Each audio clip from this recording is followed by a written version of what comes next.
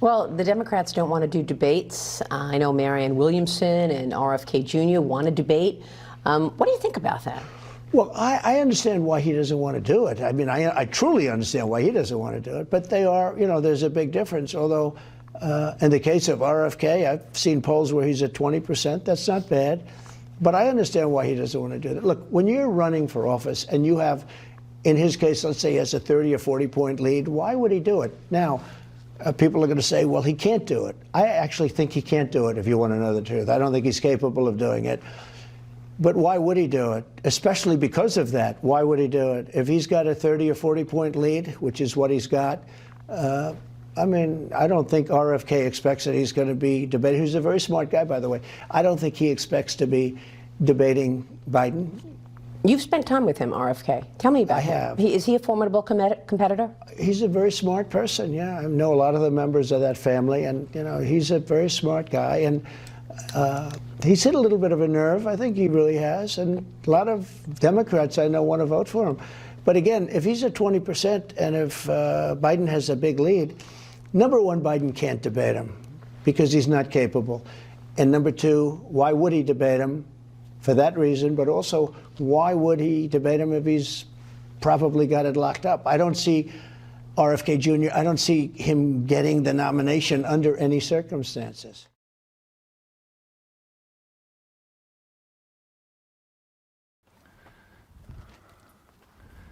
How do you feel about potentially running alongside Donald Trump? I want to run against Trump, and I can run against Trump better than anybody else can. Do you think you could win? I know I can win because I can hold it, because I get, I get many of the same supporters. I will take support from President Trump. No other Democrat can do that. My supporters are probably equally Republican and Democrat at this point. And I get more independent voters than anybody. And I can confront President Trump with the lockdowns, which no Democrat can. Lockdowns, he closed 3.3 million businesses. He closed 41% of the black-owned businesses in our country would never reopen again. This is a war on the poor. It was a war on minorities. It was the destruction of the middle class. Bobby Kennedy, he's a Democrat from the first family, they used to call it, and he's taking almost as much heat as you are from fake news. What would you tell Bobby Kennedy? Just hang in. I mean, they go after. He's been very nice to me. I've actually had a very nice relationship with him over the years. He's a very smart guy and a good guy. He said Trump's the greatest debater, and you can't just not debating going against Trump. I was very honored by the fact that he said that. I'm glad he feels that. But he's a very good man, and his heart is in the right place, and he's doing really well. I suppose he's at 22. That's pretty good.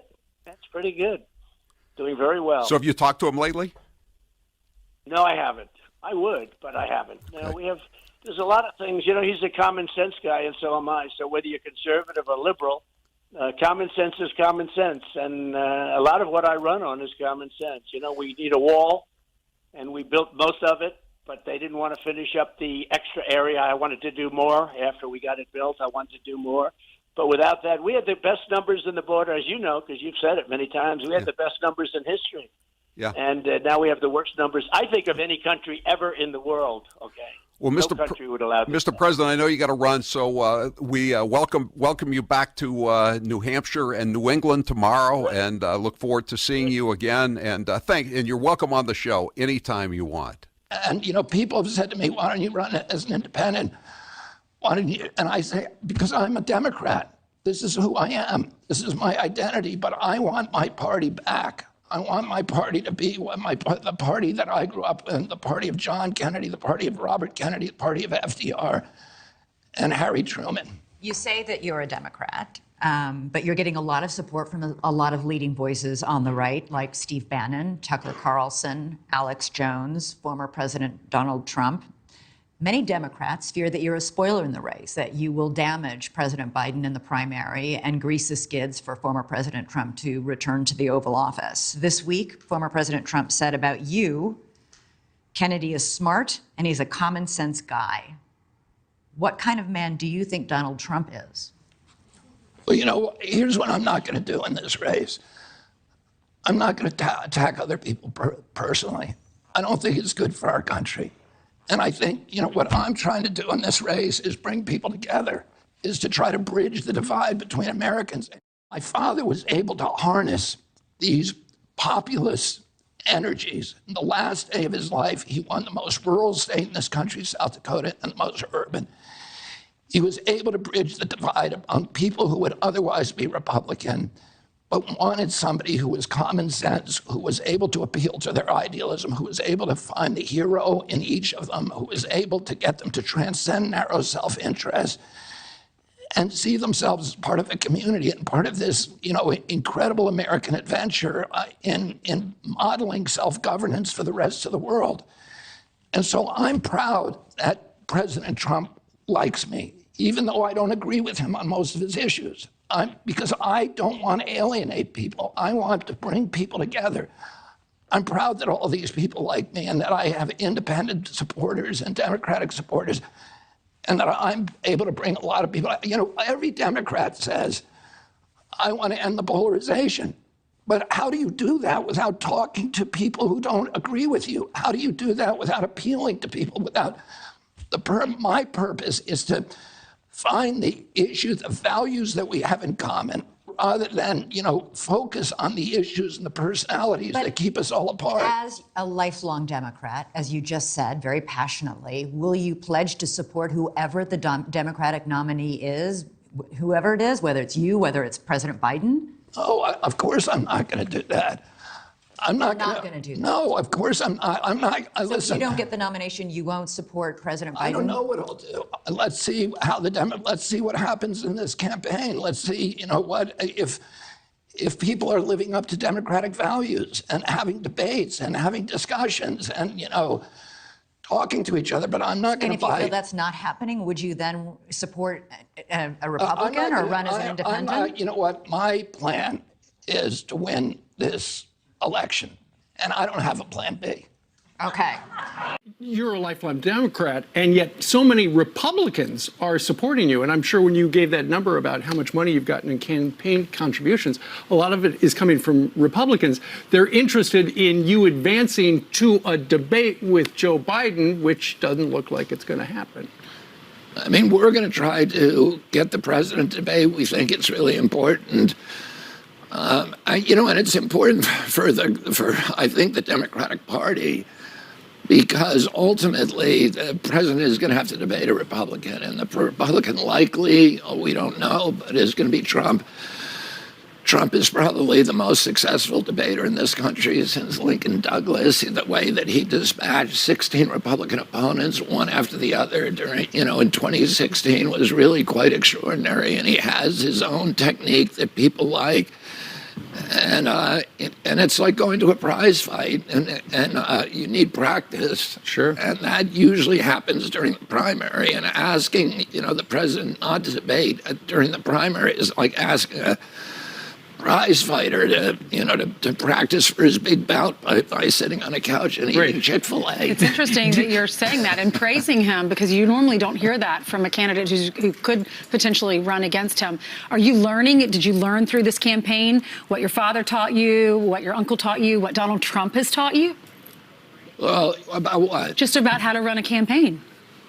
Well, I've got I have a very good staff at running this campaign. You met Dennis Kucinich, who's my campaign manager, and he's running 42 campaigns. Former Fox News contributor. He's nodding his head. Yes, he's doing a good job. Right on camera there. I have never seen spirit like there is right now. Even coming down here, just the people on the road that are just absolutely going crazy.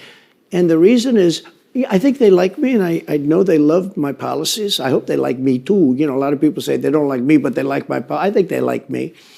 But I have never seen spirit like it is right now. And the reason is because crooked Joe Biden is so bad. He's the worst president in the history of our country.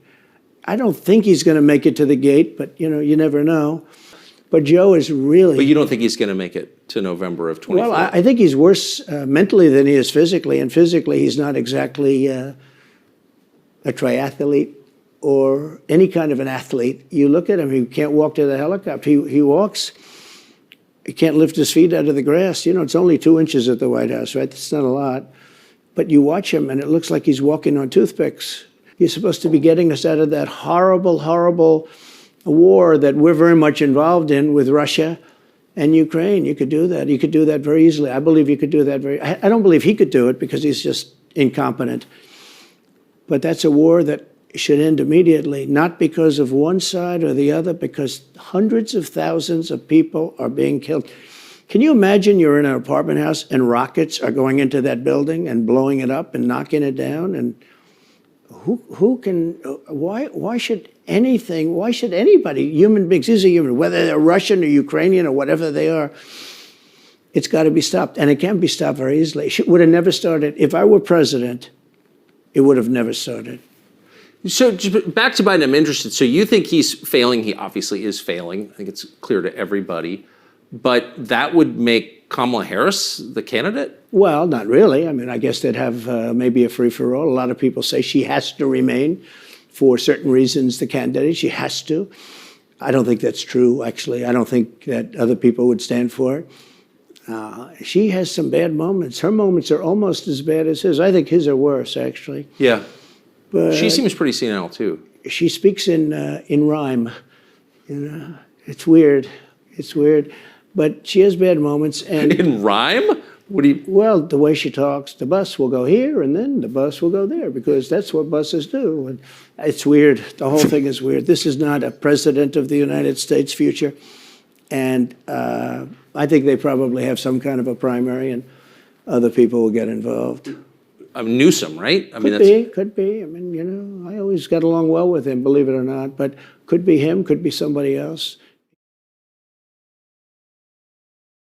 It's very hard to take on the Democrat Party. Look at RFK Jr. They're not giving him the vote. I mean, they're saying you have to get a vast number of votes in order to even qualify. They're making it impossible for him.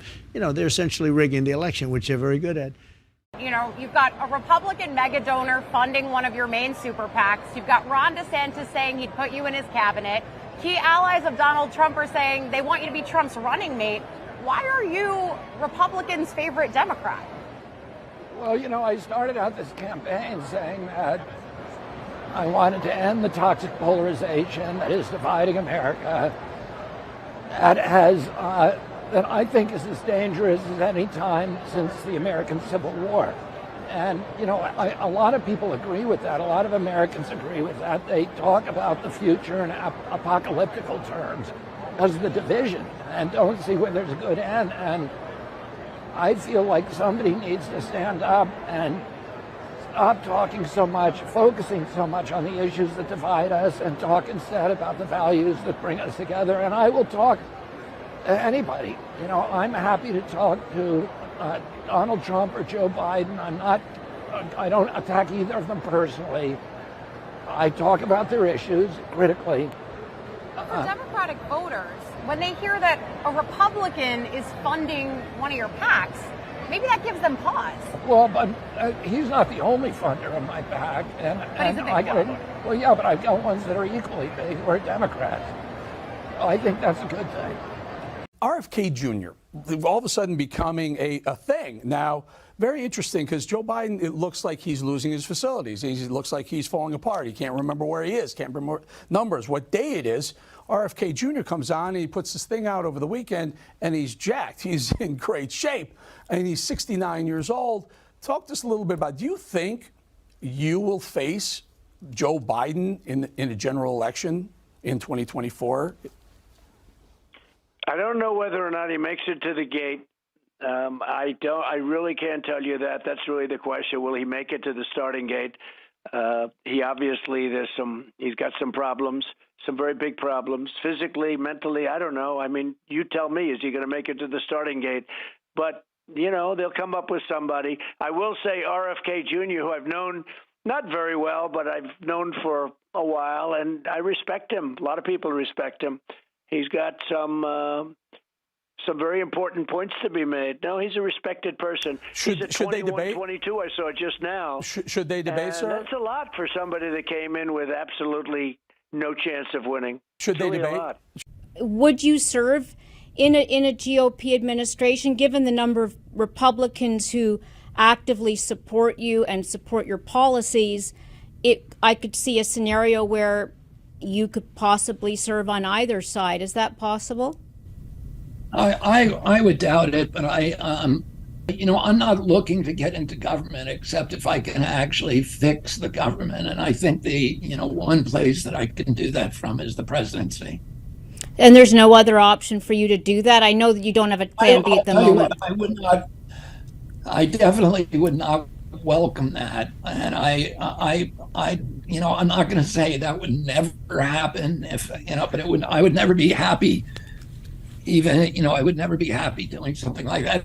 If you're talking about if somebody out, hypothetically offered me to run EPA, or HHS, would I do it? Probably not, but, I'm not going to absolutely say not. But it's not why I'm running. I'm intending to win. I understand. And I wouldn't want to. You would be such a powerful force in the EPA given your background. I'd be surprised. I bet a lot of people would welcome you in that role. But of course, we are talking about the presidency right now. Should Biden and RFK debate? Should Biden have a Democrat debate? The Democrats don't want to put him up for a debate because I guess they're afraid he'll look weaker than he actually is. Well, I just don't think that they'll allow him to debate anybody. I mean, you could put up a child. I don't think they'll allow him to debate. They're not going to allow it to happen. As a lifelong Democrat, are you worried that you will be taking 10, maybe 20% of Biden's votes? I hope to take votes from both President Biden and President Trump. Look at the stats that shows you have 48% approval with Republicans and you have about 14% approval with Democrats. So Donald Trump's going to look at you as a threat if he does in fact get the nomination. Are you ready for him to come after you? Yeah, I feel like I have my own moral center, and I'm not going to engage in the bitterness. I hope Donald Trump will dispute me on the issues, and that we can all talk about the issues that affect America and what's happening to the middle class, the systematic destruction of the middle class. You agree on a lot. There are areas of agreements, and there's areas that I have agreement with President Biden. So I think people are tired of the vitriol, and I'm not going to engage in that.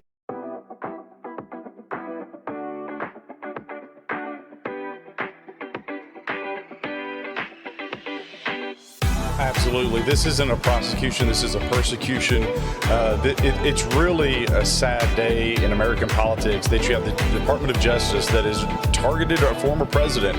And the idea that you have a sitting president who's taking bribes from Ukraine. We've got bank account numbers. We've got transactions. And nothing's being done. And so that's why I dropped the articles of impeachment against Biden. And enough is enough. The American people, quite frankly, are going to elect President Trump to be the next president of the United States, and I don't think Biden will even be the Democratic nominee. You think Robert F. Kennedy's going to be the nominee? Well, we'll see. I think the vultures are circling, if you will. I think you see a lot of Democrats not saying anything to defend Biden, and I think that's an indicator that they're waiting for the next shoe to drop, and he will not be the nominee. This is going to be Trump. This is Trump's primary to win. This is Trump's general election to win, and the latest polling data shows that.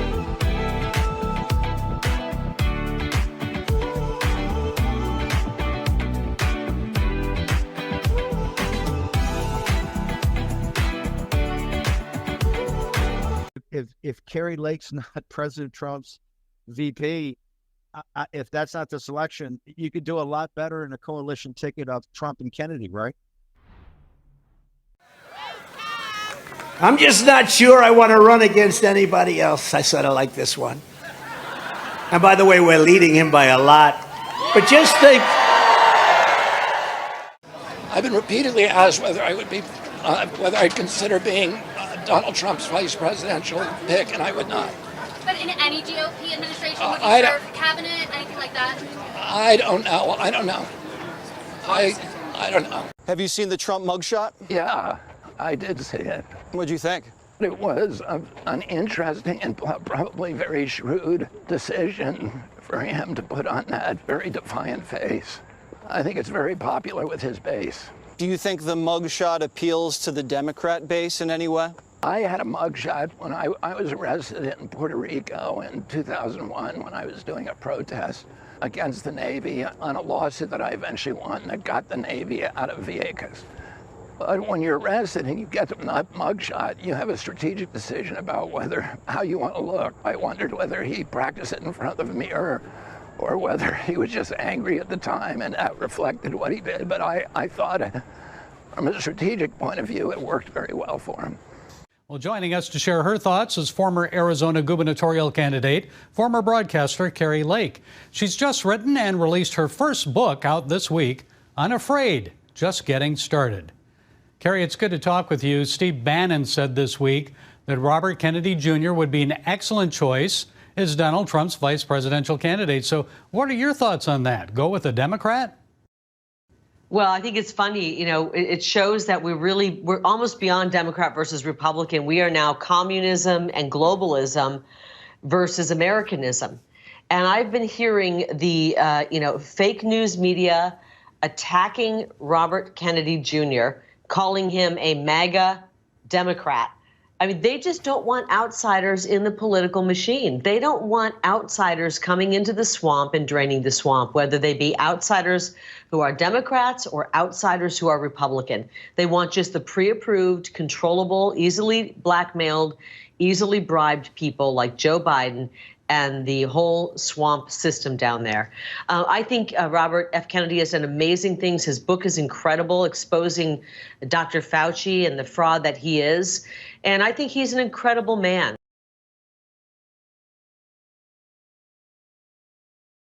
I don't believe in a lot of what he espouses. I think ideologically, politically, we have many differences. And I think that he and President Trump probably do as well.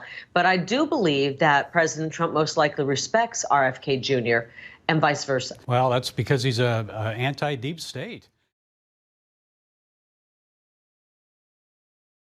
Oh, no country can survive if it can't control its borders, and we're not doing that. The good news is this, that everybody that I talked to there said that this is easy to stop. That the way to stop it is very, very simple, and that they've been doing it before. Now, I didn't like to hear this because I'm not a big fan of Donald Trump. I did not like his wall. What the Border Patrol and everybody else said is, you don't need to build a physical barrier from San Diego, 2,200 miles to Brownsville, Texas. You do need a physical barrier in certain places where there's high density populations. The rest of it you can monitor with ground monitoring, very, very sophisticated surveillance and ground monitoring systems. Many of those were put up during the Trump administration, but for some reason, the Biden administration, when it came in, took down the towers and they removed the ground sensing systems. This is not something that, as a Democrat, that I want to hear. And then, once it got out that this is an open border and the cartels saw that there's a huge profit opportunity here, the flow has just increased exponentially. But we can stop it. During the Trump administration, the crossings at Yuma were about 10 to 25 a day at most.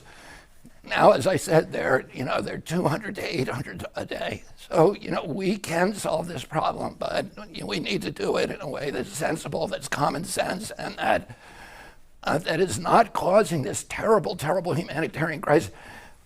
From where I sat on the border, there's a tree that you can see on the other side of the fence, but it's in U.S. territory. It's called the rape tree. And it's where the cartels extract their final payment from women who come across, sometimes from children. The Border Patrol watches helplessly while they do this. I talked to people, this Peruvian family that I talked to that had lost their life savings because the cartels rob them, they beat them, they extort them, they exploit them, and ultimately they rape them. And this is a humanitarian crisis that that we're creating through government negligence, and we need to end it for everybody's sake. Why do you think that our government could be involved in this evidence? Listen, The Warren Commission, obviously, which was run by Alan Dulles, who was the head of the CIA, who my uncle fired, found that it was a lone shooter, which was Lee Harvey Oswald. But when Congress, a congressional committee, reinvestigated between 1977 and 1979 the House Select Assassinations Committee, they concluded, and they saw a lot more documentation and had a lot more witnesses than the Warren Commission ever saw. They concluded that my uncle was killed by a conspiracy. And most of the people, for example, Richard Schweitzer, who was the head of the committee, publicly said JFK, the President of the United States, the CIA was involved in the murder of the President of the United States. And that's a quotation. Most of the people on that committee at that time believed it was the CIA, that it was believed certain people in the CIA. You were 7 at the time? 7 or 8? I was 10 when my uncle was killed. I was 14 when my father was killed. And today there's overwhelming evidence. I mean, in fact, why don't the government needs to release all of the files on it and let be transparent. Let us see the. Yeah, well, that's a good question. There's still, the law requires there's a law that requires that all the records of John Kennedy's assassination be released to the public 10 years ago. So they're still holding 5,000 documents. President Biden promised when he was elected that he was going to release those documents. President Trump promised that he would, but the CIA doesn't want them to. And so the question that I think Americans have a right to ask, including members of, my father and uncle's family, is why not? What is it that you don't want to see 60 years later? And by the way, the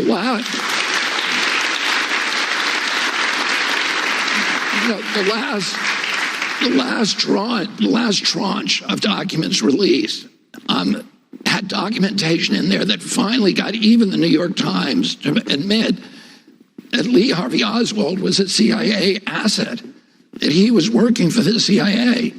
So, if the Warren Commission had known that back in 1964, they would have had a very different time.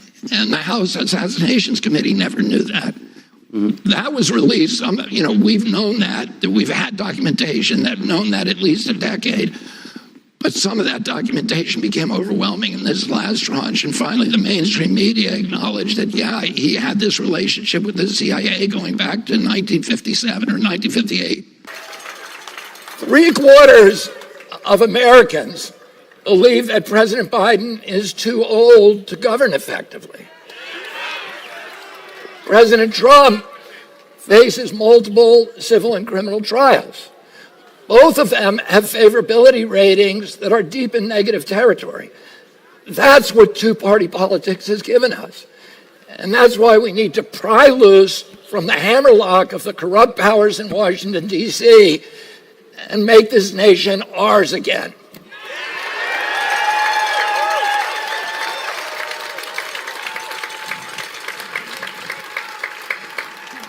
But there's a sacrifice that everyone, including myself, have to make if we're going to reunite America.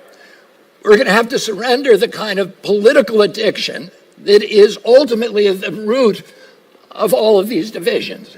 And that's the addiction to taking sides. Our nation's renewal is going to begin when we start to treat each other with respect.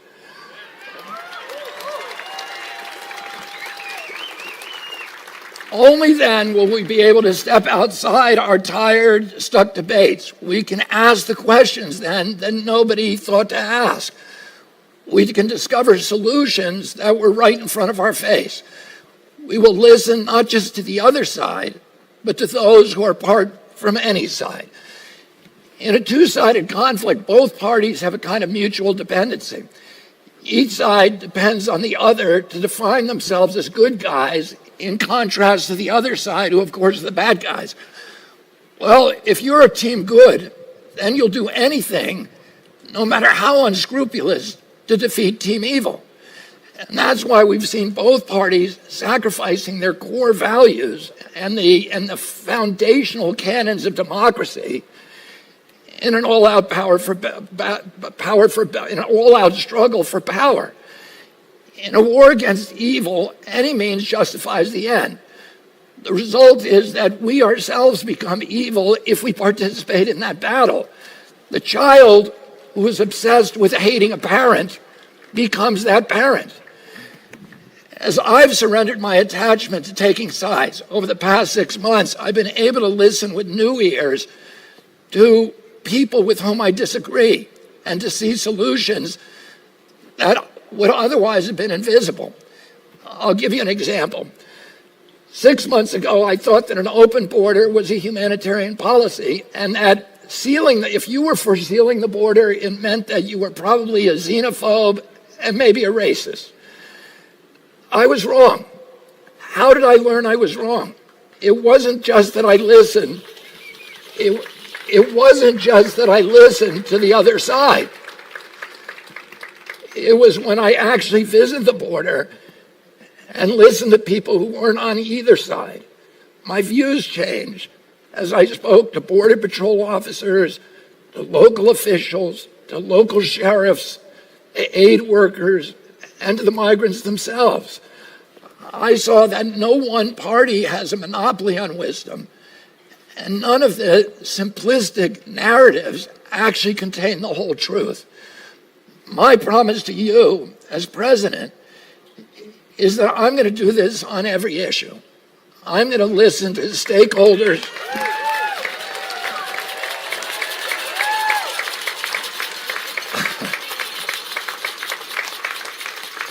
I'm going to listen to the stakeholders from every side and beyond any side.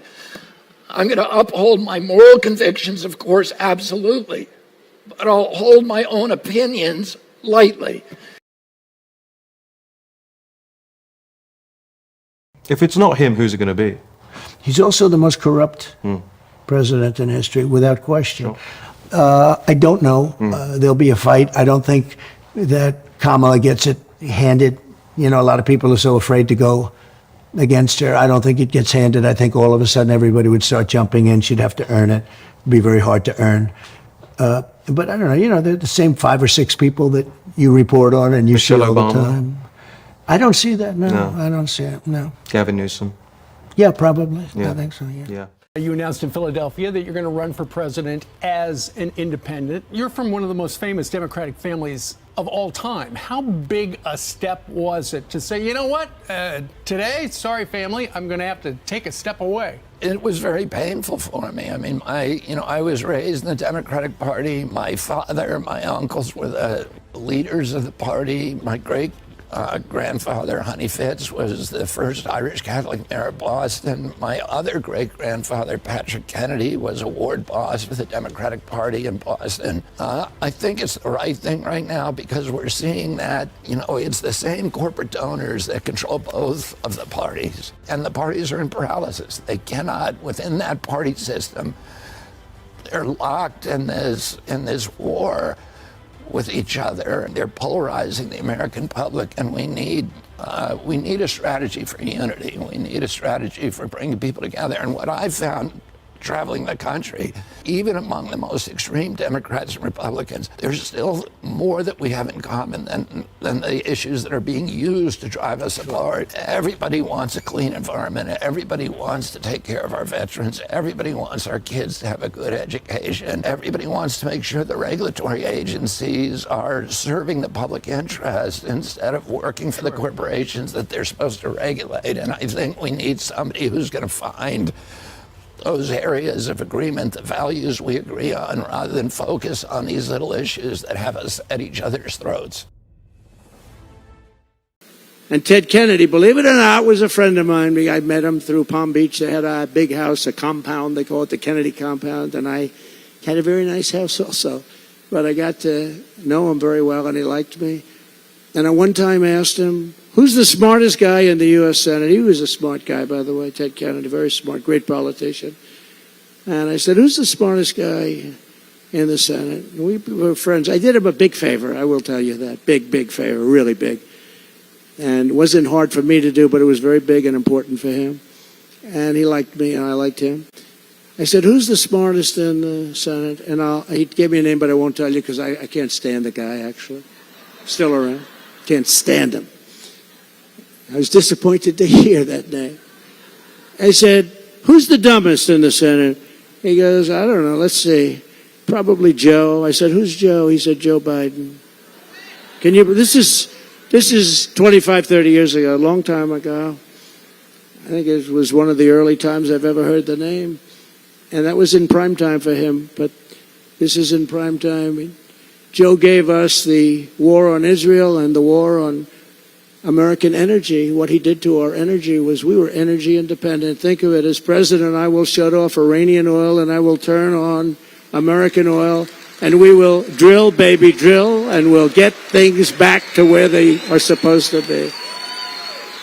I've dealt so intimately with these regulatory agencies. Usually when a politician comes into office in Washington, they vow to clean up the swamp.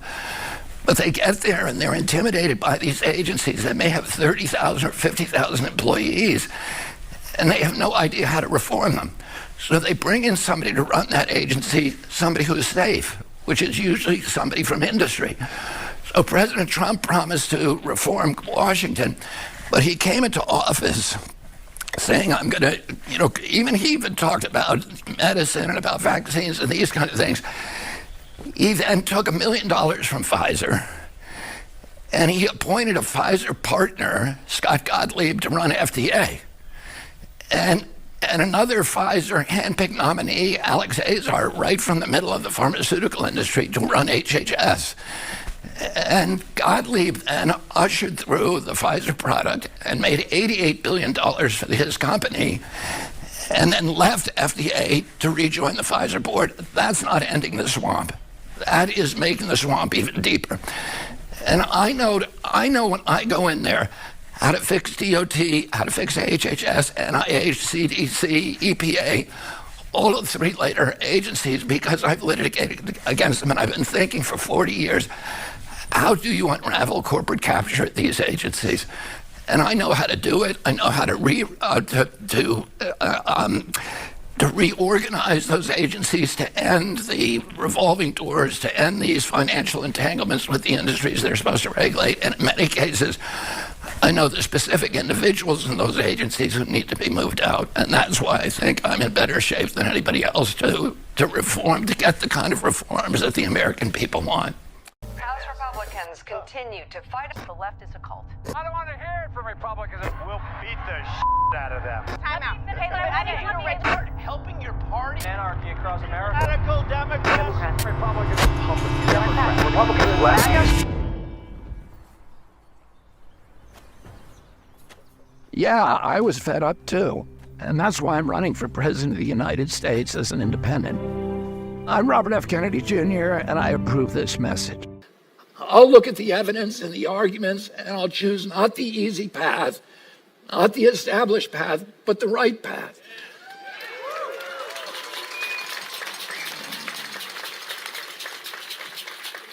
In making an independent run for president, I take inspiration from the one other president who did not have a political party. And that president was George Washington.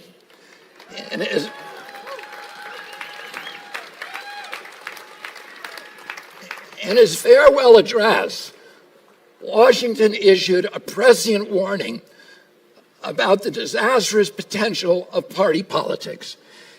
Inevitably, he said, political parties will be taken over by a cunning, ambitious, unprincipled minority who will serve the interests of the party rather than the interests of the nation and usurp for themselves the reins of government.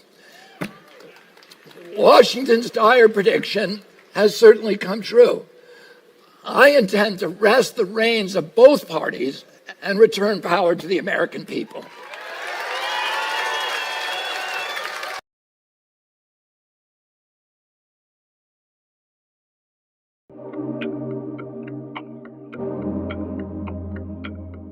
Remember Remember in the prior election, Joe Biden got 51% of the vote, Donald Trump 46% of the vote. Why does this matter? Because of these swing states, Brian. Yeah, so here's the difference on the national poll. Trump, despite 91 charges and 4 indictments, is a choice, even when you break it down, of the majority of the American public so far as we look at it. Yeah, when we look at the battleground states, this is the key. Yeah, so a little bit of a recap right here in Nevada.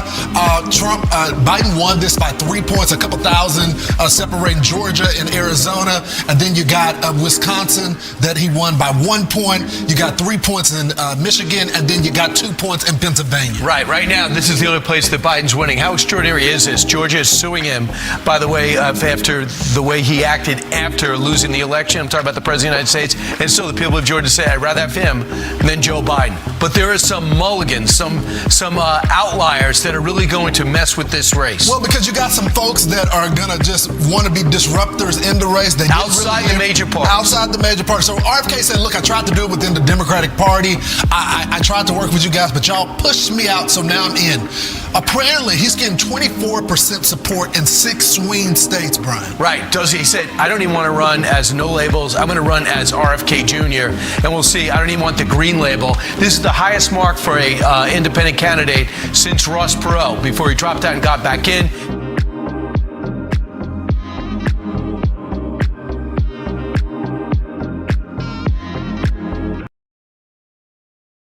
Since the early 1980s, there's been a systematic attack on our middle class. And the coup de grace was the lockdown. The lockdown was the biggest shift in wealth in human history. And I'm going to tell you about that in a second. And I blame President Trump for the lockdown. Is there any more consideration to a national lockdown to keep people in their homes? I don't think so. Essentially, you've done that in California. You've done that in New York. Those are really 2 hotbeds. Those are probably the 2 hottest of them all in terms of hotspots. I don't think so, because you go out to the Midwest, you go out to other locations, and they're watching it on television, but they don't have the same problems. They don't have, by any means, the same problem.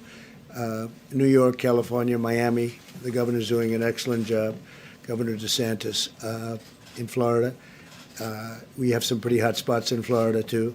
But we're and the state of Washington, of course. But that was largely, if you look at it, it was 1 nursing home that had problems like you wouldn't believe.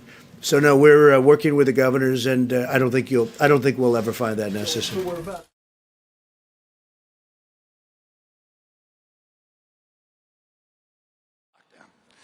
Now, a lot of people say, and President Trump gets blamed for a lot of things that he didn't do, and he gets blamed for some things that he did do. But the worst thing that he did to this country, to our civil rights, to our economy, to the middle class in this country, was the lockdown. Now, President Trump, in fairness, let me just make this point, will tell people, well, the lockdown wasn't my idea. It was my bureaucrats rolled me on it. I was saying we shouldn't do it. But that's not a good enough excuse.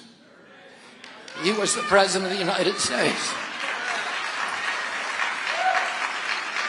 In hotspots across the South and West, we've seen slow improvements from their recent weekly peaks. Arizona's weekly case counts have dropped 37%. That's a tremendous drop, and the governor and the state have done a fantastic job. Down 37%. Texas down 18.7%. I was there a couple of days ago. And Florida, 21.2% drop. So that's a tremendous job that they're all doing.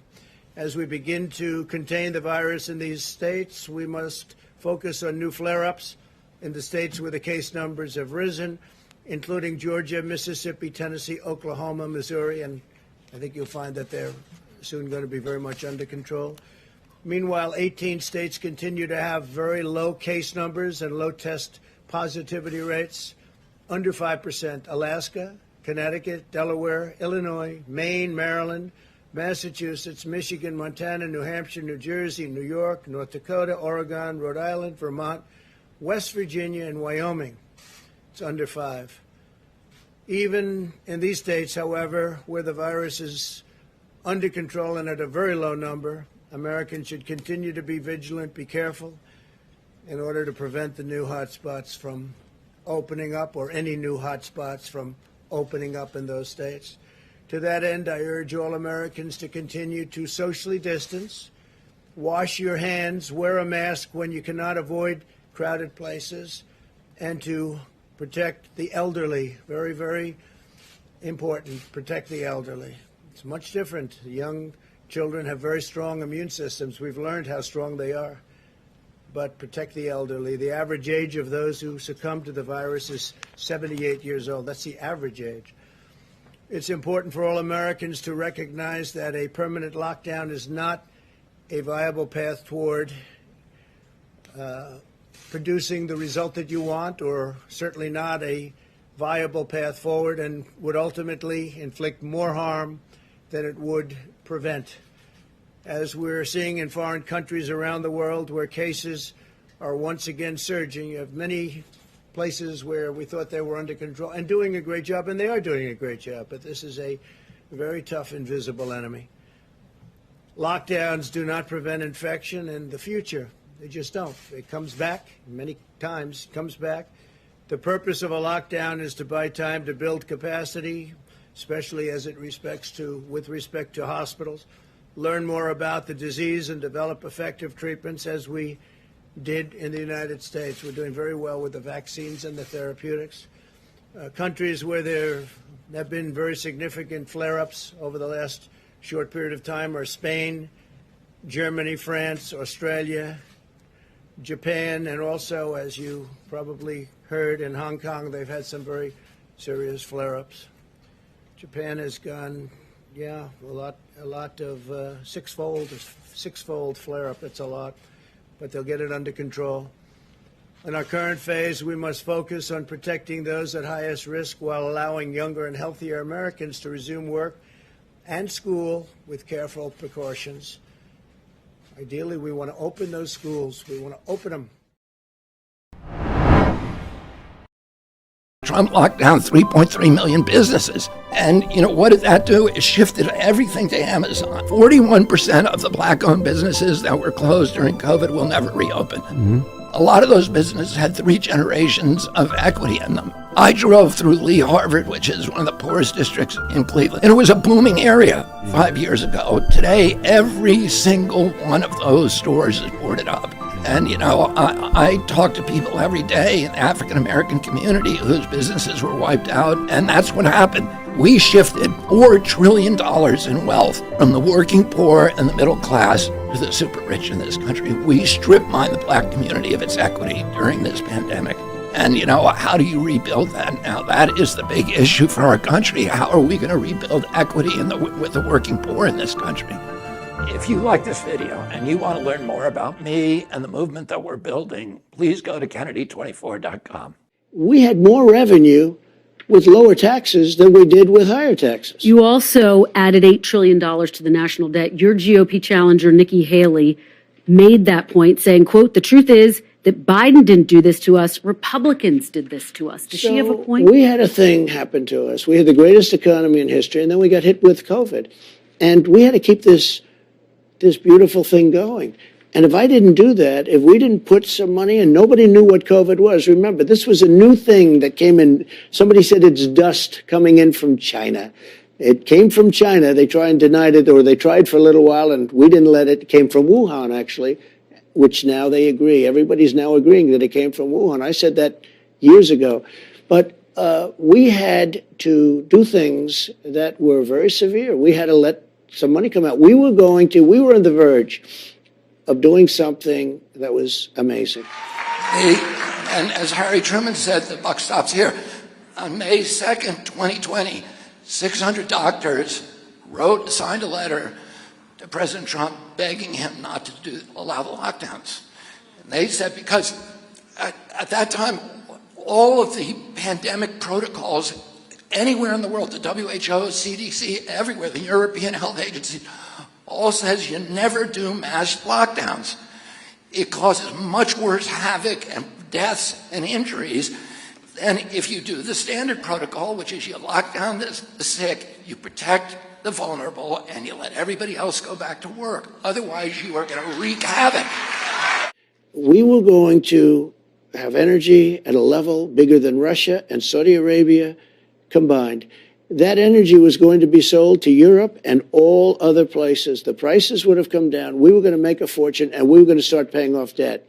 Instead, we got hit with COVID. People didn't need oil because nobody was driving all over the world. I mean, frankly, it was a disaster. What China did to the world with COVID is something that we're going to get to the bottom of, and they have to pay something back. You know, nobody can pay back the cost of all those lives and all the money that was lost, but nobody can pay back the lives and all of the damage that was caused. And of course,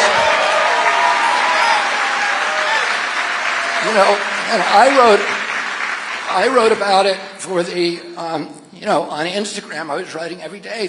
I was citing these economic studies that showed every point in unemployment you get 37,000 excess deaths from heart attacks, suicides, you know, plus imprisonments. And I was writing about this, and they dumped me from the social. They said that's misinformation, but it was not. But people were saying it. People knew it. It wasn't just me.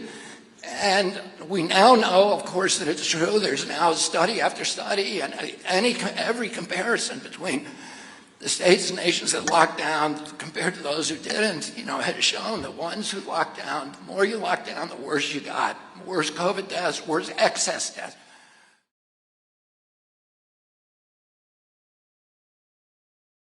We were going to make a fortune off our energy.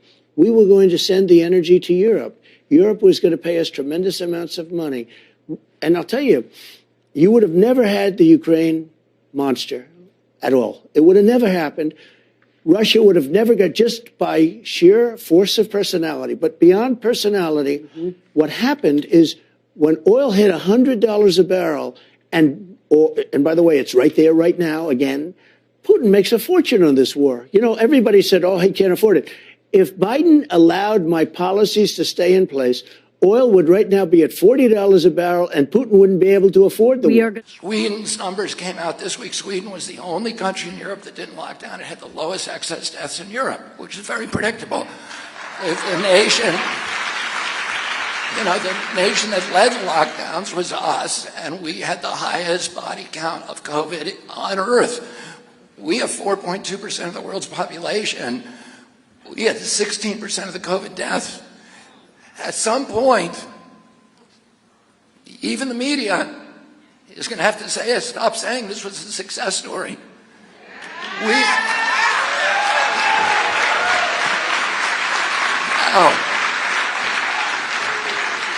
But the health issues were almost dwarfed by the economic cataclysm that befell our country. My fellow Americans, tonight I want to speak with you about our nation's unprecedented response to the coronavirus outbreak that started in China and is now spreading throughout the world. Today, the World Health Organization officially announced that this is a global pandemic.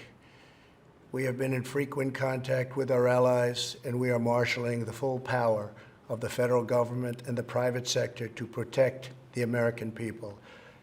This is the most aggressive and comprehensive effort to confront a foreign virus in modern history. I am confident that by counting and continuing to take these tough measures, we will significantly reduce the threat to our citizens, and we will ultimately and expeditiously defeat this virus. From the beginning of time, nations and people have faced unforeseen challenges, including large-scale and very dangerous health threats.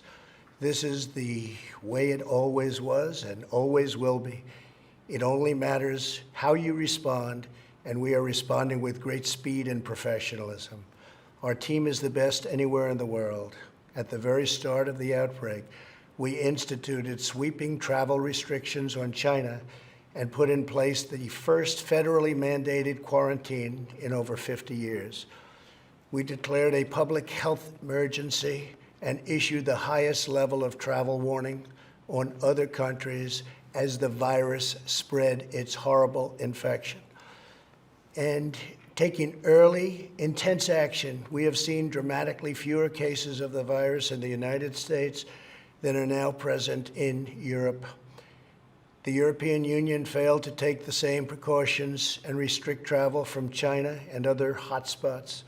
As a result, a large number of new clusters in the United States were seeded by travelers from Europe. After consulting with our top government health professionals, I have decided to take several strong but necessary actions to protect the health and well-being of all Americans. To keep new cases from entering our shores, we will be suspending all travel from Europe to the United States for the next 30 days. The new rules will go into effect Friday at midnight. These restrictions will be adjusted subject to conditions on the ground. There will be exemptions for Americans who have undergone appropriate screenings, and these prohibitions will not only apply to the tremendous amount of trade and cargo, but various other things as we get approval.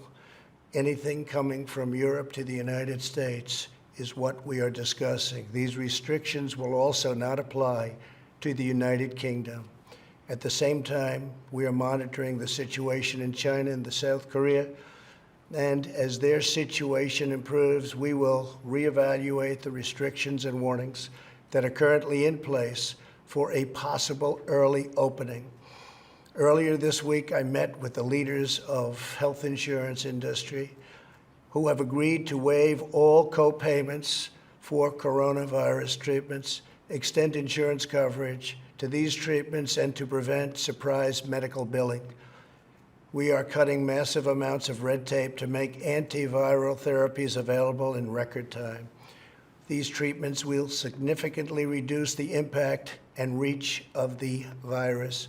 Additionally, last week I signed into law an $8.3 billion funding bill to help CDC and other government agencies fight the virus and support vaccines, treatments, and distribution of medical supplies. Testing capabilities are expanding rapidly day by day. We are moving very quickly.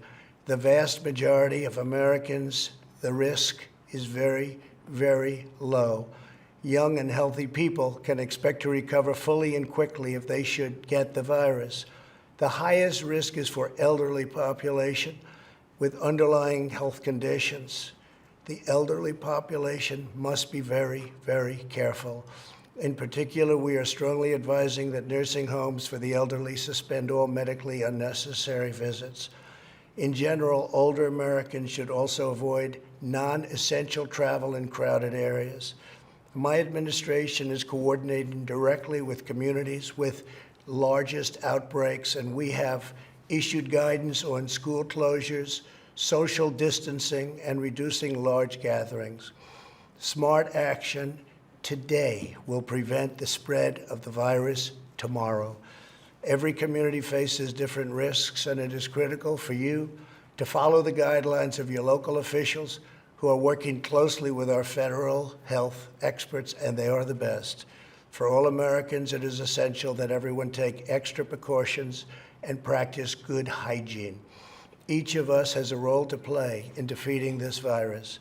Wash your hands, clean often used surfaces, cover your face and mouth if you sneeze or cough, and most of all, if you are sick or not feeling well, stay home.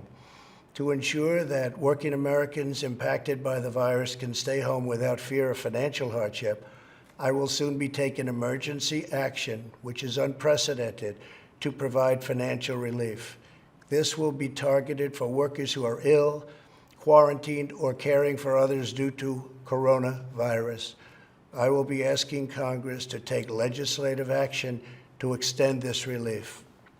Because of the economic policies that we have put into place over the last 3 years, we have the greatest economy anywhere in the world by far.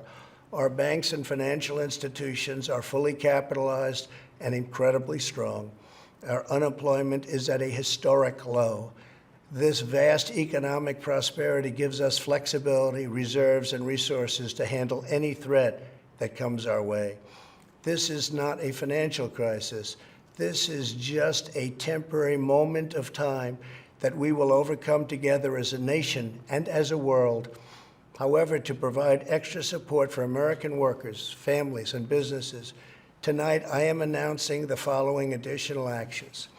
I am instructing the Small Business Administration to exercise available authority to provide capital and liquidity to firms affected by the coronavirus. Effective immediately, the SBA will begin providing economic loans in affected states and territories. These low-interest loans will help small businesses overcome temporary economic disruptions caused by the virus. To this end, I am asking Congress to increase funding for this program by an additional $50 billion. Using emergency authority, I will be instructing the Treasury Department to defer tax payments without interest or penalties for certain individuals and businesses negatively impacted. This action will provide more than $200 billion of additional liquidity to the economy. Finally, I am calling on Congress to provide Americans with immediate payroll tax relief. Hopefully, they will consider this very strongly. We are at a critical time in the fight against the virus. We made a life-saving move with early action on China. Now we must take the same action with Europe. We will not delay. I will never hesitate to take any necessary steps to protect the lives, health, and safety of the American people. I will always put the well-being of America first. Some of your appearances, and during some of the appearances of one Donald Trump, there seems to be some sort of mutual respect going on back and forth. Would you weigh in on if you have a relationship with him, if you're friendly with him, if you've spoken to him? Where does that lie? I mean, I've known Donald Trump for, 35 years or 40 years. I've sued him a couple of times. I sued him twice to stop him from building golf courses in the New York City reservoir system. But I always had a congenial relationship with him. Even when I was litigating against him, he didn't seem to take it personally. And then and then in 2016, he asked me to serve on a vaccine safety commission, which I agreed to do. But shortly after that, he took $1 million from Pfizer and I guess talked to Bill Gates, at least as Bill Gates claims, and shut down the commission. And he appointed Scott Gottlieb to run FDA, who was a partner of Pfizer, and Alex Azar, who was a handpicked lobbyist essentially for Pfizer, to run HHS. And then Gottlieb, ran this $88 billion product through Operation Warp Speed, got it all approved at FDA, and then left the agency and went back to join the board of Pfizer. So that's, I don't think that Donald Trump did a good job of draining the swamp. But the thing is, I criticize that. I criticize his policies. I think he's criticized for a lot of things he didn't do. And, but I criticize him. I commend him for talking about unraveling the empire and his efforts to do that, to keep us out of war. But in terms of the lockdowns, I think that was a huge mistake for our country. And I think that, the medical decisions that occurred under his watch were a bad mistake. And I criticize those, but I don't criticize him personally. And I try not to criticize Biden personally, too. I think we've had enough of that in our country, and we have to learn how to talk to people with whom we disagree and to be pleasant to them, to be congenial, respectful, and kind. First question in the news, Trump is obviously facing yet a third federal indictment, but maybe even a fourth coming with the state of Georgia indictment. Do we have a two-tiered justice system? Is this the Biden administration weaponizing the FBI and others to take out his political opponent? And then, if you have time, the border, it's a huge problem. What is the Bobby Kennedy border policy? Well, the border, I was down at the border, and there's a humanitarian crisis there, and it's not good, and we now have the Mexican cartels that are running U.S. border policy. So, I watched 300 people walk across the border only 2 of those families were from Latin America or Central America, one from Peru and one from Colombia. And in a 2-hour period, I watched 300 people walk across. Each one of those people is going to be given a plane ticket at our government expense to any city they want in the United States. That's how this crazy system works. And meanwhile, people who are legally trying to get in this country, and 7 million people have come across illegally over the past 3 years. It's a crazy policy. And each one of them is paying $15,000, $10,000 to $15,000 to the cartels. They are extorted, they're exploited, they're raped, they're robbed on the way up, and the children are lost. It's a horrible, horrible, horrible humanitarian crisis. And a country with an open border is not a nation. We need to close the border, and then we need to open legal immigration in a way that is going to be beneficial to our country. Well, why do you suppose the Biden administration has been non-existent and they haven't done a thing about the border? In fact, rolled back some policies that were frankly working. What do you think the motivation behind that is? I think it's baffling. I don't know, and one thing I don't do is I don't try to look into other people's heads. In my Fauci book, I never question why. I never speculate as to why Anthony Fauci did the things that he did. But I just, all I do is I enumerate them. I tell what I know, what's discernible. I do not, it's incomprehensible to me why we're doing what we're doing at the border. Some of it just seems like petty politics, that, we're going to, because Trump liked the wall, we're going to make sure that the wall's not completed. And because Trump wanted to bar immigration, we consider that racist, and therefore we're going to do the opposite. And I think it's a very, very harmful policy. And final thought, any final thought on whether or not Trump is being unfairly targeted by but various agencies? Well, the only thing I'd say about that is that I think I'm a former prosecutor, and prosecutors have to be very, very careful in our democracy about prosecuting former presidents. And the reason for that is you don't want to look like, one of the, when we broke with England in 1776, one of the issues that we split over is that oftentimes political opponents of the king would be arrested and detained, and we passed all kinds of laws to make sure that that wouldn't happen in this country. At the same time, in a democracy, you want to make sure that government officials are not above the law, that the law applies to every person. So that's a balance that a prosecutor has to weigh, and you hope that they're doing it in good faith and that they exercise good judgment. And there's, I think that, my impression, and I'm not authority on this because I've never talked to the prosecutors to explore their rationale. But my impression was I was troubled by the New York case. I thought that case was too close to the, kind of a speculative kind of prosecution, that it seemed politically not motivated. I don't know. I haven't heard the prosecutor's side of the story, and I haven't talked to them. I think the case against the president for on the Espionage Act, I don't like the Espionage Act. I think it's always been politically misused. And then there's other optics problems, which is that President Biden also has these, top secret documents, and Mike Pence has them too. And so it looks like one side is being prosecuted more, than the other. And I haven't really looked into it very carefully, but it would be those would be the issues that if I were prosecutor, I'd be looking out for. Why you held on to those documents when you knew the federal government was seeking them and then had given you a subpoena to return them? Are you ready? Are you ready? Can I talk? Yeah, what's you the mind? answer? Do you mind? I would like for you to answer the question. Okay, it's very simple to answer. That's why I asked it.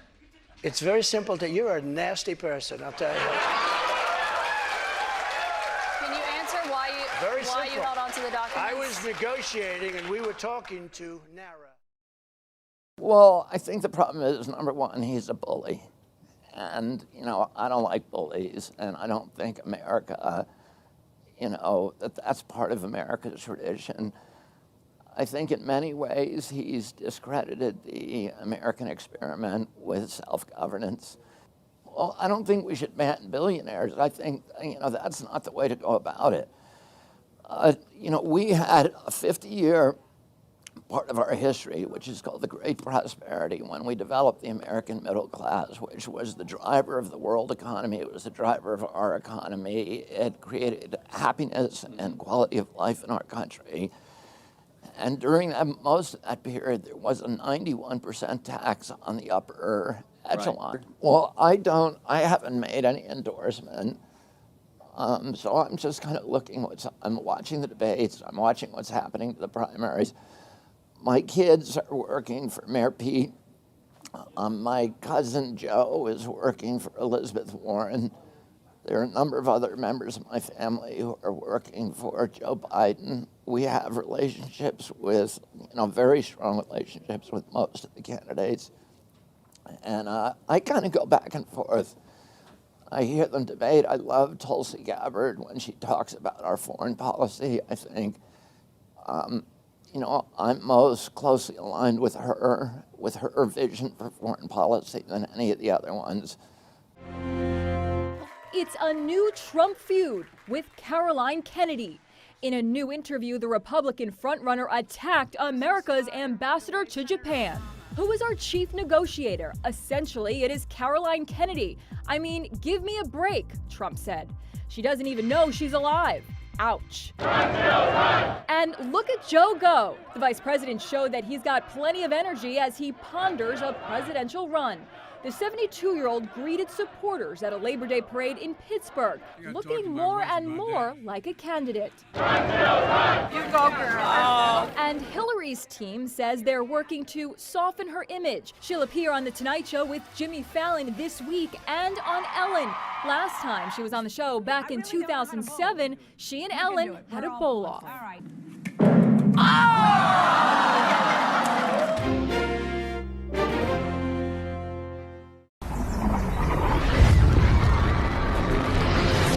Before thousands were brutally killed, including Americans. Before Iran helped Hamas plan the attack, killing Americans. Before Biden gave billions of taxpayers' money to Iran. Trump played hardball with Iran. Destroyed ISIS. Kept the Middle East at peace. Kept us out of endless wars. Through strength. History shows very plainly that evil only respects one thing: unyielding strength. When I'm back in the White House, our enemies will know if you spill a drop of American blood, we will spill a gallon of yours. President Trump, the strength we need to make America strong again. I'm Donald J. Trump, and I approve this message. To make the case, you say unity ticket, Trump, Kennedy. Tell us about it. Look, I would love Carrie Lake or maybe one of these powerful women to be his vice president. However, I see a very compelling reason, although I know Bobby Kennedy's terrible on guns, he ain't great on Ukraine, but he talks about going after the administrative and deep state in a very significant way, led by the pharmaceutical industry. If we put together a unity ticket of Trump and Kennedy, it would be insurmountable. We would bring over many of the populists on the left, many of the people that don't agree, with Charlie Kirk and Steve Bannon and Donald J. Trump, but that's what a unity ticket is.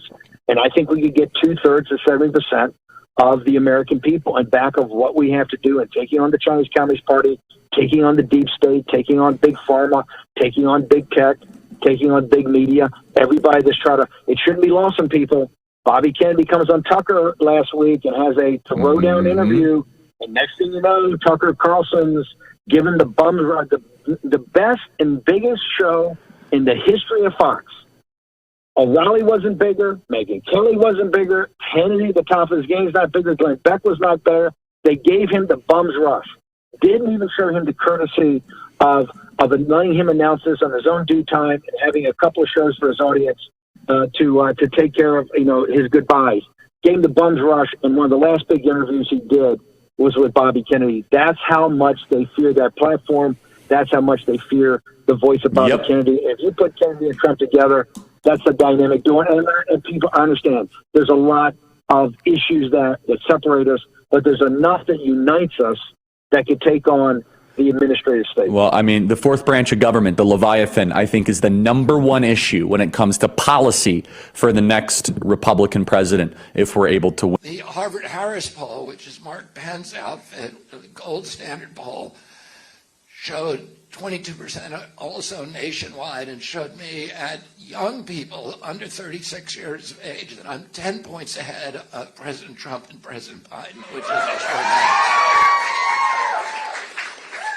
And then the New York Times Siena poll, which is a very, very powerful poll. A lot of the national polls are about 700 to 1,000 people. The Harvard poll, the New York Times poll, I think was 3,600. There are over 3,000 people, so it was really a very, very strong sampling. And that showed that in the 8 battleground states that show me an average of 24%. With 20, and remember, all I have to do is get to about 37%, because you just need a plurality, and it's winner take all with the electoral votes. So I need to get to 270 electoral votes.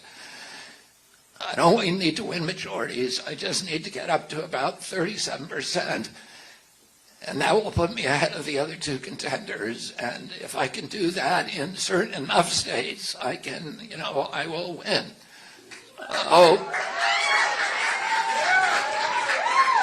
And we have 12 months to do that.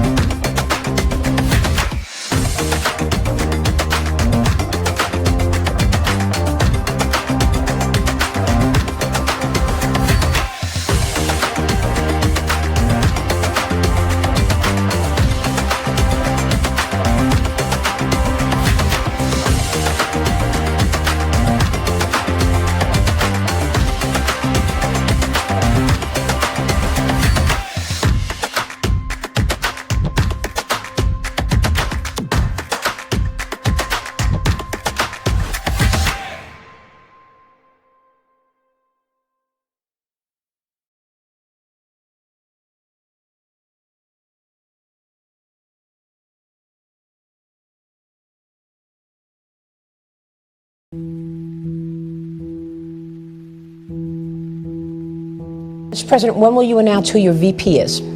Not for a while. We have so many great people in the Republican Party, but not for a while. What criteria are you using to identify who your running mate is? Always, it's got to be one thing. It's got to be who would be a good president. You always have to think that because, in case of emergency, things happen, right? No matter who you are, things happen. It's got to be number one. Who is your running mate? Well, I have a lot of good people. We have a lot of really good people. So you haven't decided who it is? I have a lot of good ideas, but I haven't, and there's no reason So to do you that haven't quickly. told that person, you're my person. I speak to everybody. I speak to everybody. You know, I called Tim Scott this because a lot of people like Tim Scott. I called him and I said, "You're a much better candidate for me than you are for yourself." When I watched him, he was fine, he was good, but he was very low key, et cetera, et cetera. I watched him in the last week defending me and sticking up for me and fighting for me. I said, "Man," I said, "you're a much better person for me than you are for yourself," because for himself he was low key. For me, he's been a real tiger. He's been incredible, and others have too. So maybe it's Tim Scott. Well, it could be a lot of people, but it was interesting. I was watching Tim. I've been watching, for a while. I watched him campaign as a candidate, but I watched him over the last 2 weeks. As you know, he endorsed me, fully endorsed me, gave me a beautiful endorsement. And he has been really strong in terms of that. No, but that has nothing to do, I don't want anybody to take even any inference, but it's incredible. Kristi Noem has been incredible fighting for me. She said I'd never run against him because I can't beat him. That was a very nice thing to say. What was the It's story very that bad. your team reached out to RFK Jr.? It's a false story, no. It's a false You story. never reached out to what? I RFK like him Jr.? a lot. Nope, never happened.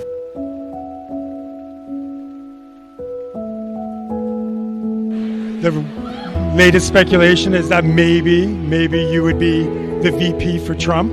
Would you ever do that? I don't think that my marriage would survive it. I think he's right. Just president. That's all you want. Yeah. Awesome. Thank you. Thank you so much.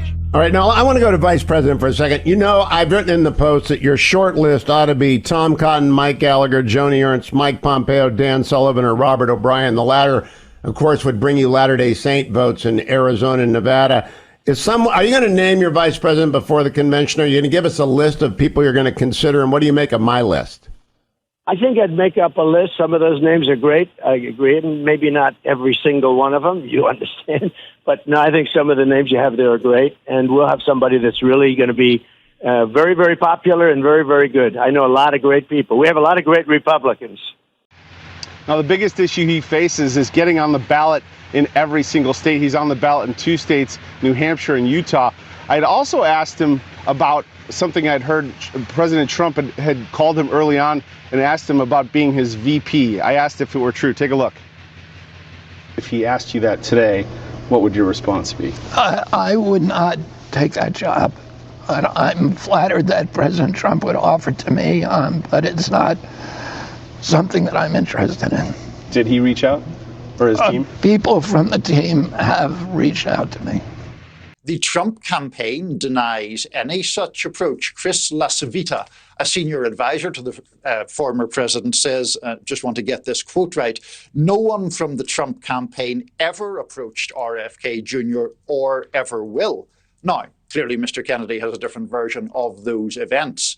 But I would find it difficult to see Kennedy going into a Trump cabinet, though they do share some, I suppose, common ground in terms of skepticism of the U.S. aid to Ukraine, in terms of skepticism about COVID vaccines, frankly. Those sort of issues provide some sliver of common ground. What was the story that your team reached out to RFK Jr.? It's a false story, no. It's a false You story. never reached out to RFK I like Jr.? him a lot. Nope, never happened. RFK is a radical liberal who happens to be anti-vax. That may be the one policy where he leans a little bit right. But he was for open borders for his entire life. He's against farmers. He was a radical environmentalist. He was super anti-gun. You know, he says he's changed his mind. He's changed his mind on everything that he did for decades. Everything magically 6 months ago. I don't believe that. So, you know, he's a phenomenal alternative to Joe Biden as a Democrat, but he is a radical Democrat. Again, the only place where he's historically ever differed from anything coming out of the Biden administration is that he's anti-vaccine. That's not enough. I think once people look at the record, it will speak for itself. So I think he's a great alternative as a Democrat.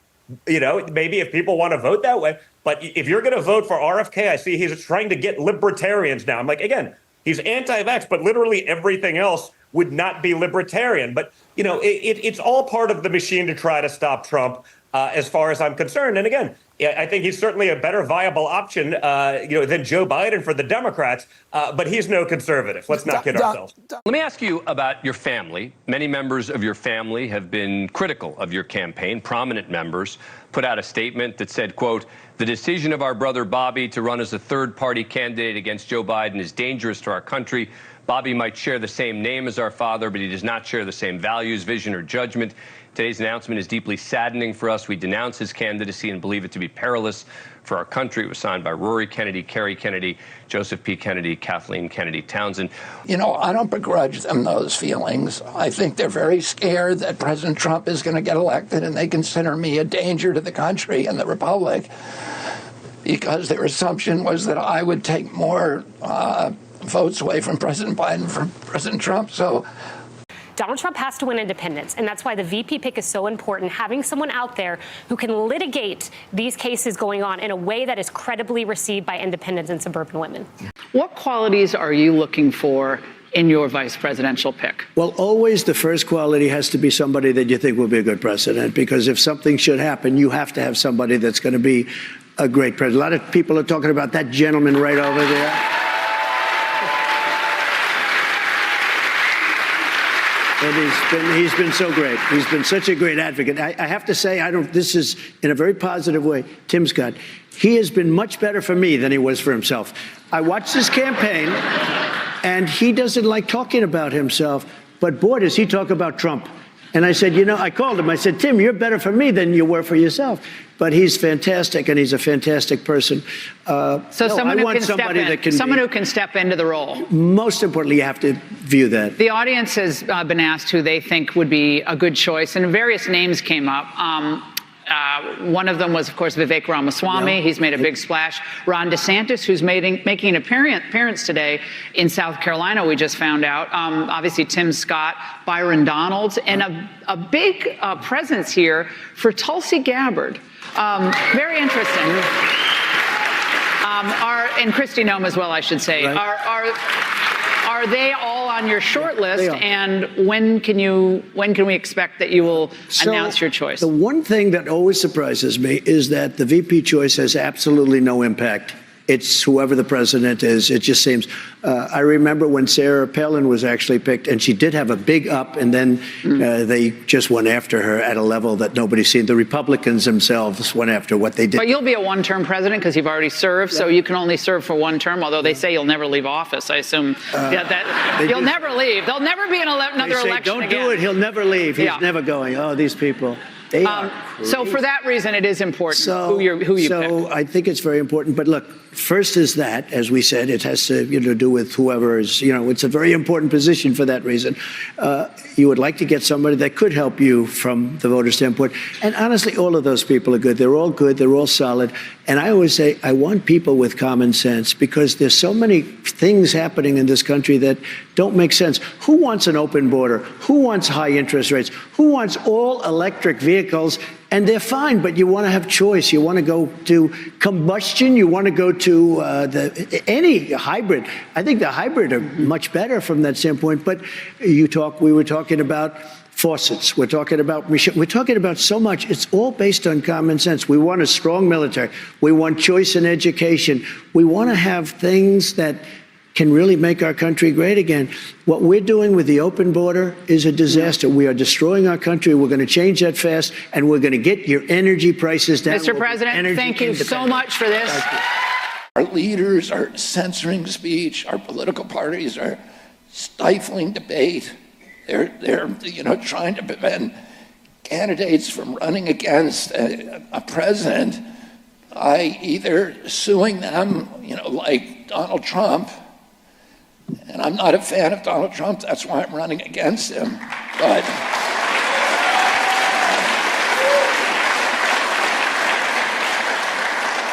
I don't think we should be a banana republic and remove candidates using the courts. Oh, Americans.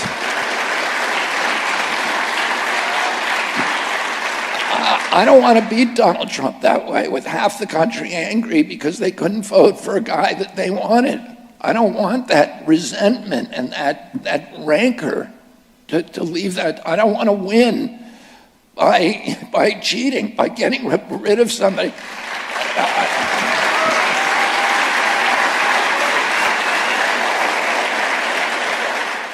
What qualities are you looking for in your vice presidential pick? Well, always the first quality has to be somebody that you think will be a good president, because if something should happen, you have to have somebody that's going to be a great president. A lot of people are talking about that gentleman right over there.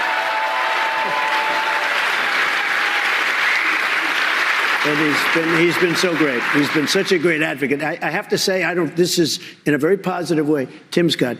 He has been much better for me than he was for himself.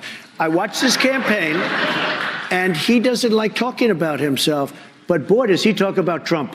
And I said, I called him. I said, Tim, you're better for me than you were for yourself.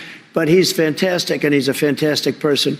Someone who can step into the role. Most importantly, you have to view that. The audience has been asked who they think would be a good choice, and various names came up. One of them was, of course, Vivek Ramaswamy. Yeah. He's made a big splash. Ron DeSantis, who's making an appearance today in South Carolina, we just found out. Obviously, Tim Scott, Byron Donalds, and a big presence here for Tulsi Gabbard. Very interesting. And Kristi Noem as well, I should say. Right. Are they all on your short list? And when can we expect that you will announce your choice? The one thing that always surprises me is that the VP choice has absolutely no impact. It's whoever the president is. It just seems.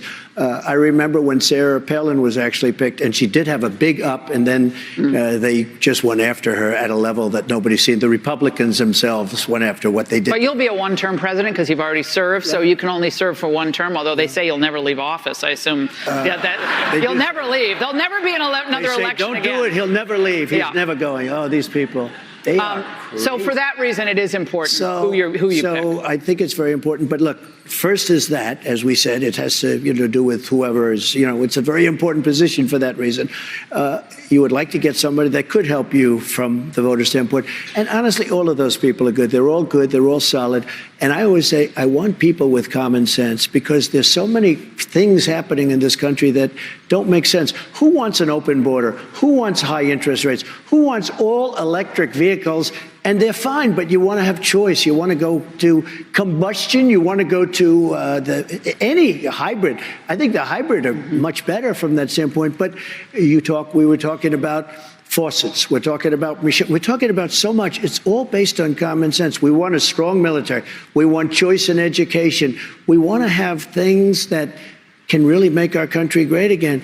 What we're doing with the open border is a disaster. We are destroying our country. We're going to change that fast, and we're going to get your energy prices down. Mr. President, thank you so much for this.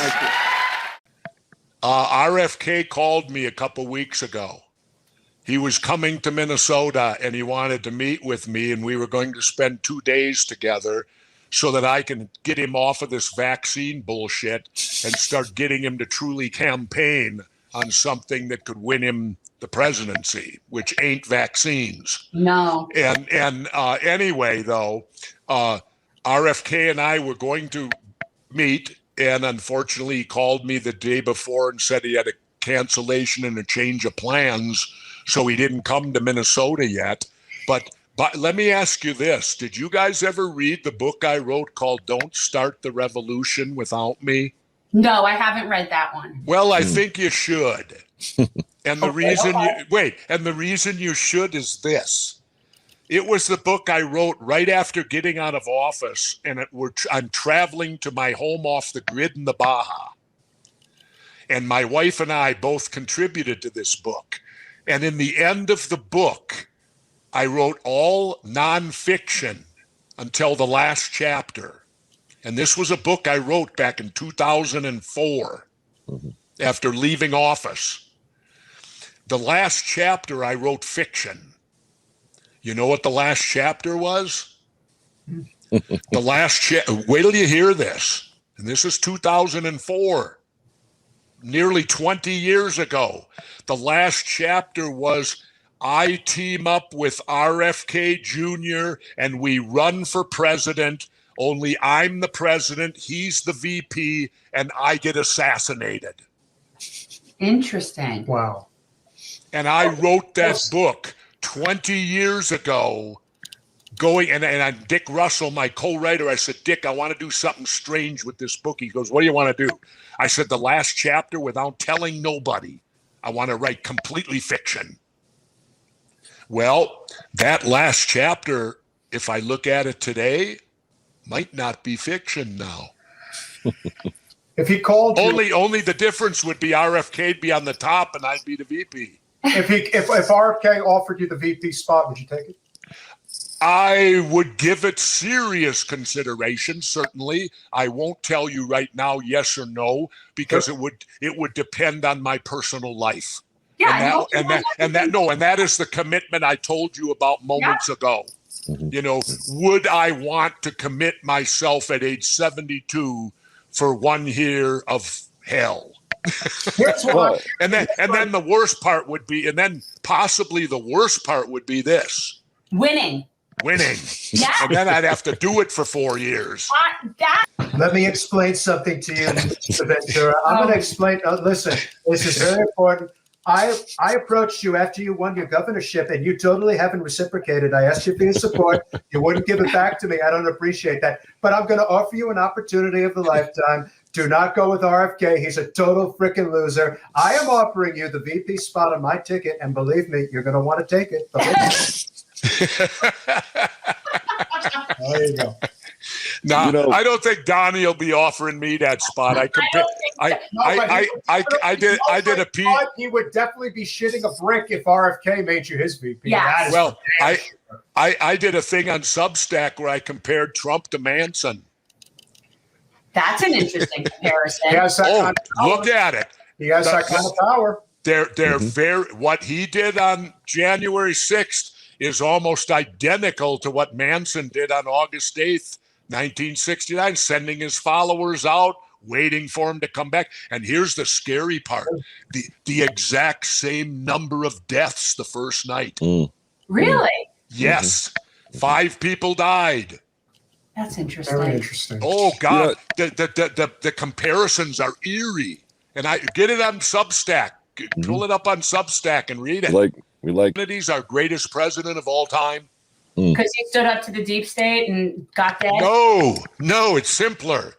John Kennedy is the greatest president of all time because they allowed him to serve the least. Oh. They killed him. They killed him before he had even served 1 term. Let me throw something to you. You're hinting at me to go with the libertarians, right? Right? Yeah. And I have all the respect in the world for the libertarians, but I also have butted heads with them. Because I remember the time I was governor and I was giving a speech on transportation, and the libertarians started to boo me. Right. So I stopped my speech and I looked at them and I said, you don't think the government should be involved in transportation? They all said no. And I looked at them and said, well, how'd you get here today? Yeah. I said, you guys, I love your libertarian and liberty attitude, but in a civilized society, and if the society's civilized, you have to have government. I said, how could you not with transportation? Well, the biggest quality, the most important quality by far is how would they do as president? Because you really have to, that's the purpose. I mean, that's 95% of it, I would think. But so that would be number one. But politically, you'd want somebody that's compatible. You also want somebody you can get along with. You want to be able to get along with the VP. You work with them. And I think that's an important thing. But you really want to make sure that you pick somebody that, should it be necessary, and we hope it isn't, but they'll be a great president. Now, in terms of President Trump, what I did at the beginning of this race is I said, I am going to try to focus not on these culture war issues and the vitriol that keep us all apart, but I'm going to focus on the values that we all share in common. And one of the things that I really try hard not to do is to not criticize personally either President Trump or President Biden. And we're going to the lawsuits or the litigation or whether that's fair or that's fair. I just stay away from that. And I try to talk about the issues that they care about. And I think that President Trump knows that I'm popular with his constituents, that I'm their second choice. And I don't think it's his advantage to attack me. I'm sure he will at some point. But he also knows that I'm not going after him personally, that I do attack his policies. I do criticize him for his failures, particularly during COVID. He should not have shut down 3.3 million businesses with no scientific citation, with no public hearings, with no environmental impact statements, none of the processes of democracy. But what I've tried to do is really focus, identify the values that we have in common. And what I found is there's a huge landscape that is so much bigger, the things that Americans agree on. Everybody wants to protect veterans. Nobody likes that, veterans' wives are now at soup kitchens. Everybody wants us to have the best education system in the country. Everybody wants to end the forever wars. Everybody wants to end the chronic disease epidemic. That now 60% of our kids now have chronic disease. When my uncle was president, it was 6%. Everybody wants to end this corrupt merger of state and corporate power that have turned our regulatory agencies into predators against the American public and sock puppets for the industries they're supposed to regulate. And there are so many of these issues. Everybody, look, if you want to talk about climate change, and that's the only environmental issue you're going to talk about, you're going to have everybody fighting each other. If you talk about clean water, clean rivers, clean air, about stopping the destruction of the Appalachian Mountains, about the fact that 100% of our freshwater fish now have dangerous levels of mercury in them, that acid rain is destroying the forest cover on the high peaks of the Appalachians from Georgia to northern Quebec. People don't like that. And there's no such thing as Republican children or Democratic children. Nobody wants that. Everybody wants our kids in houses. Everybody wants that. And what I'm trying to do is look at solutions and and find those issues. And I found out that those landscapes are so much larger than the little culture war issues that are being used to keep us apart. Look, people are saying it 100 different ways, that they want somebody, they know what's wrong. They want somebody who can find ways to put it right. Next question. There's a billboard outside of Grand Rapids, Michigan, paid for by the DNC that says you are powered by Trump and MAGA. What's your response? The DNC is saying because one of my PACs, which I have nothing to do with, legally can have nothing to do with, accepted money from a traditionally Republican donor, that somehow this should disqualify me from people voting for me. We get money from Democrats, from Republicans and independents, and I'm proud that we're reaching across party lines, that we're trying to bridge the divide. President Biden says that he's trying to bridge the divide, but this is just the opposite. It's saying that there's a big difference in, that you're not really American if you're Republican. And I just don't believe that. I think we ought to have presidential candidates that are receiving support across political divides. We need to bridge the divide and heal this country. You've chosen not to attack other candidates. They've attacked you, the Democrats in particular. Why do you think they're doing that? Why do I think I think that they don't. They have a candidate who doesn't want to debate.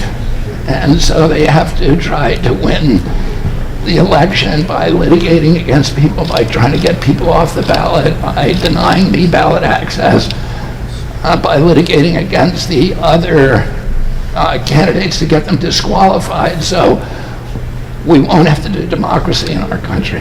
And, I feel like we should be modeling democracy around the world. I don't want to win this election because I'm not a fan of President Trump's.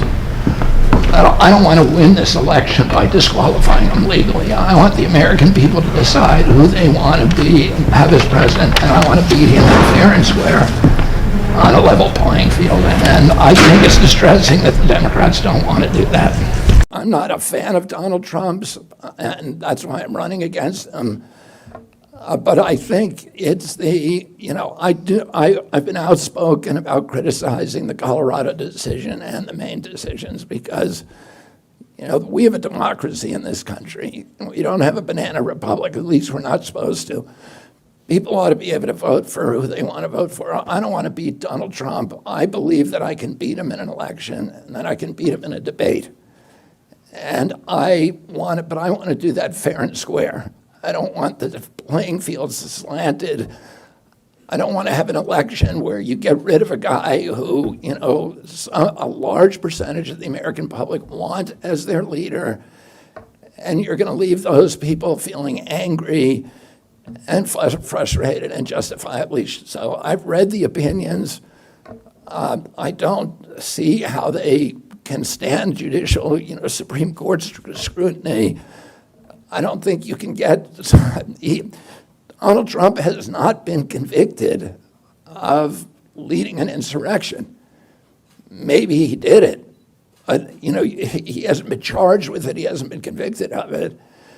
So you can't really, I don't think it's fair. I don't think there's due process in punishing him for a crime that he was never convicted of. It's not the American way of doing things.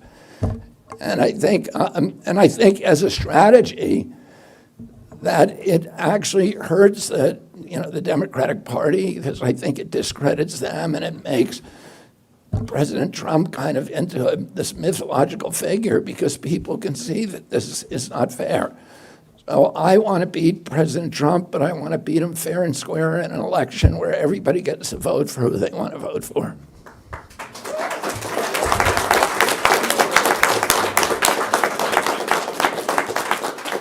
Sir, what do you think about Tim Mellon's donation to the PAC?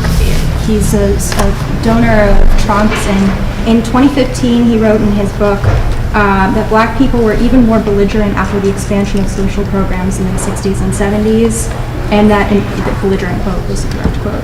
And I am not legally allowed to talk to my PAC about any of these issues, any of the super PACs. And there are several super PACs that support my campaign.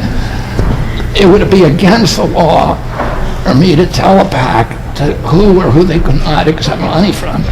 And my opinion is that it's a good thing to have both Republicans and Democrats and independents giving to my PAC. I don't know anything about those comments, and I can't verify them or validate them.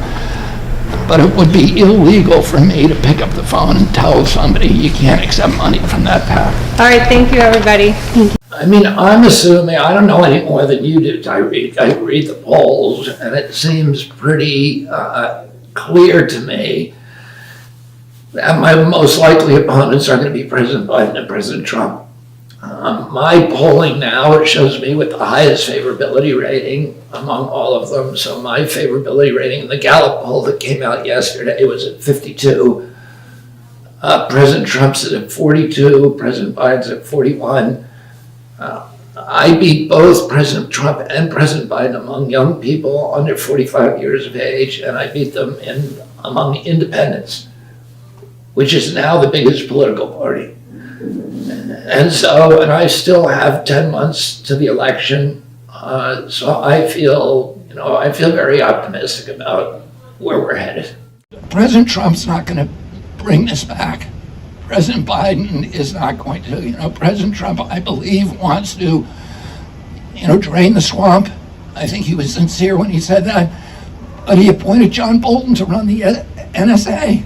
He's a swamp creature, like the template for swamp creatures. And, Scott Gottlieb, who was Pfizer's business partner to run FDA, and Pfizer and Gottlieb did Operation Warp Speed, an $88 billion gift to Pfizer, and then went back to collect his paycheck on the Pfizer board. So President Biden is not going to unravel it. President Trump is not going to do it. And, I think I'm the only candidate that knows how to do this, that understands how badly we need to do this in this country if we're going to return the middle class and if we're going to give our kids a chance.